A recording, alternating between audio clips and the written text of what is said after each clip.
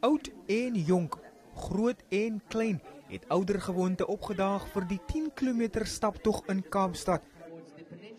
Die Peninsula skoolvoedingsskema reël jaarliks die staptog om die maaltye wat hy aan minderbevoorregte skoolkinders verskaf te befonds. Ons is afhanklik as organisasie van donasies en geleenthede soos hierdie om geld in te samel om seker te maak dat ons kinders elke dag kos by die skole kry, want partykeer is dit al kos wat hulle kry.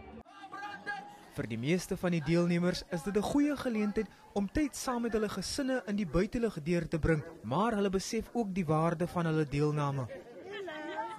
As onderwyser, die kinders kan nie konsentreer sonder voedsel nie.